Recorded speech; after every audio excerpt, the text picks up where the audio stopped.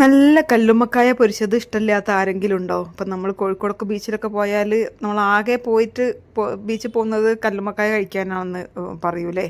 അപ്പോൾ ഇന്ന് നമ്മൾ കോഴിക്കോടൻ സ്റ്റൈലിലല്ല, തലശ്ശേരി സ്റ്റൈലിൽ ഒരു കല്ലുമ്മക്കായ നിറച്ച് പൊരിക്കാൻ പോവാണ്. അതിന് ഞാനിവിടെ പുട്ടുപൊടിയാട്ടോ എടുത്തിരിക്കുന്നത്. അജ്മിയുടെ പുട്ടുപൊടിയാണ് എടുത്തിരിക്കുന്നത്. പെട്ടെന്ന് നമുക്ക് അരി അരയ്ക്കാതൊക്കെ പെട്ടെന്ന് ചെയ്തെടുക്കാൻ ഇത് നല്ലൊരു മെത്തേഡാണ്.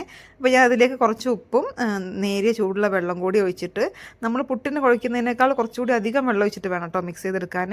ഇനി നമുക്കിതിലേക്ക് തേങ്ങ, നല്ല ജീരകം, പെരുംജീരകം, കുറച്ച് ചുവന്നുള്ളി, പിന്നെ ഒരു പച്ചമുളക് പേരിന് മാത്രം ചേർത്താൽ മതി. കാരണം ഓൾറെഡി നമ്മൾ പുറത്ത് ഇതിൻ്റെ ഒരു മസാല തേക്കും. അപ്പോൾ ഉള്ളിൽ കുറച്ച് ഒരു എരിവ് വേണമെങ്കിൽ ചേർത്താൽ മതി കേട്ടോ. ഇനിയിപ്പോൾ ചേർത്തില്ലെങ്കിൽ കുഴപ്പമൊന്നുമില്ല. പച്ചമുളക് ബാക്കിയൊക്കെ നല്ലോണം ഒന്ന് ചതച്ചെടുത്തിട്ട് നമ്മൾ ഈ പൊടിയിലേക്കൊന്ന് നല്ലോണം കൈവച്ചിട്ട് മിക്സ് ചെയ്തെടുക്കണേ.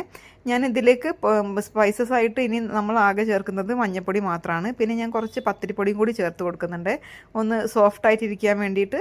അപ്പം ഇനി നമ്മൾ നന്നായിട്ട് ഒന്ന് കുഴച്ച് കൊടുക്കുക. അപ്പോൾ ഈ ഒരു കൺസിസ്റ്റൻസി ആകുമ്പോൾ നമുക്ക് ഇനി ഇത് ഫില്ല് ചെയ്ത് കൊടുക്കാം. ഞാൻ ഓൾറെഡി കല്ലുമ്മക്കായൊക്കെ ക്ലീൻ ചെയ്തിട്ട് അതിൻ്റെ വെള്ളമൊക്കെ പോകാൻ വേണ്ടിയിട്ട് ഒരു ഓട്ടപാത്രത്തിലേക്ക് ഞാൻ കമഴ്ത്തി വെച്ചിട്ടുണ്ടായിരുന്നു.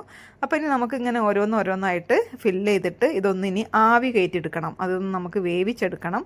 അപ്പോൾ ഇതിപ്പോൾ കോഴിക്കോടൻ ബീച്ചിലൊക്കെ കിട്ടുന്നത് ഇതിപ്പോൾ ഇങ്ങനെ തന്നെ എടുത്തിട്ട് വെളിച്ചെണ്ണയിൽ എടുത്തിട്ട് ഡീപ്പ് ഫ്രൈ ചെയ്താൽ മതി. അപ്പോൾ നമ്മുടെ കോഴിക്കോടൻ സ്റ്റൈൽ കല്ലുമ്മക്കായ ആവും. അപ്പോൾ ഈ ഒരു ഫില്ലിംഗ് ഒക്കെ നല്ലൊരു രസമുള്ള പ്രോസസ്സാണ് കേട്ടോ. അതായത് ഇത് ഉണ്ടാക്കാനും കഴിക്കാനൊക്കെ ഇഷ്ടമുള്ള ആൾക്കാർക്ക് ഈ ഒരു പ്രോസസ്സൊക്കെ ഭയങ്കര രസമാണ്. എനിക്ക് ചില പണികൾ എടുക്കുമ്പോൾ നമുക്കുണ്ടാവുമല്ലോ ഇഷ്ടമുള്ള കുറച്ച് പണികൾ, അപ്പോൾ ഇങ്ങനത്തെ പണികളൊക്കെ എനിക്ക് ഭയങ്കര ഇഷ്ടമാണ് കേട്ടോ.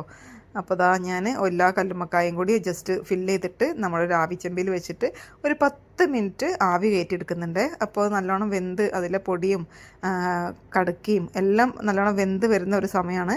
അപ്പോൾ എല്ലാം വെന്ത് വന്നിട്ടുണ്ട്. ഇനി നമുക്കിതൊന്ന് ചൂടാറിയിട്ട് ഇതിലെ തോടൊക്കെ ഒന്ന് തൊലിച്ചെടുക്കണം. തൊലിക്കൊന്നും വേണ്ട, ജസ്റ്റ് നമ്മൾ ഇങ്ങനെ വലിക്കുമ്പോൾ തന്നെ അതിലെ തോടൊക്കെ ഈസി ആയിട്ട് അതൊന്നും വിട്ട് വരും. ഇപ്പോൾ ഇത് കണ്ടോ, ജസ്റ്റ് നമ്മളിങ്ങനെ ഒന്നെടുത്താൽ മതി. അപ്പം തോട് വിട്ടിട്ട് ബാക്കി അങ്ങനെ തന്നെ നമുക്ക് വിട്ടു പോന്നോളും. ഇനി നമ്മൾ ഇതിന് ചെറിയൊരു മസാലേൻ്റെ കോട്ടിങ് കൊടുക്കുന്നുണ്ട്. അതായത് നമ്മുടെ സാധാ മുളക് പൊടിയും മഞ്ഞൾപ്പൊടിയും പേരിന് മാത്രം കുറച്ച് ഉപ്പും എടുത്തിട്ട് നല്ല ലൂസ് കൺസിസ്റ്റൻസി ആക്കിയിട്ട് ഒന്ന് കലക്കിയെടുക്കുക. എന്നിട്ട് നമ്മൾ ഓരോ കല്ലുമ്മക്കായും ഇതിലൊന്ന് ഡിപ്പ് ചെയ്തിട്ട് ഒരു ഷാലോ ഫ്രൈ, ഡീപ്പ് ഫ്രൈ വേണ്ട, ജസ്റ്റ് ഒന്ന് ഷാലോ ഫ്രൈ, മസാല മാത്രം ഒന്ന് മൂപ്പിക്കാനുള്ള രീതിയിൽ ഒന്ന് ഷാലോ ഫ്രൈ ചെയ്തെടുത്താൽ മതി. ഈ ഒരു കോട്ടിങ് അതിൻ്റെ മേലെ വെച്ചിട്ട് ആ ഷാലോ ഫ്രൈ ചെയ്തെടുത്ത് കഴിക്കുമ്പോൾ നല്ല ടേസ്റ്റാണ് കേട്ടോ. അപ്പോൾ കുട്ടികൾക്കൊക്കെ ആണെങ്കിൽ വെറുതെ നമുക്ക് ഈ ഒരു മസാല ചേർക്കുന്നതിൻ്റെ മുമ്പേ, ഈ മസാലയിൽ കോട്ട് ചെയ്യുന്നതിൻ്റെ മുമ്പേ കുട്ടികൾക്കൊക്കെ വേണമെങ്കിൽ അങ്ങനെ തന്നെ കൊടുത്താലും നല്ല കടുക്കേൻ്റെ ഫ്ലേവറൊക്കെ ആ പൊടിയിലേക്കൊക്കെ ഇറങ്ങിയിട്ടുണ്ടാവും.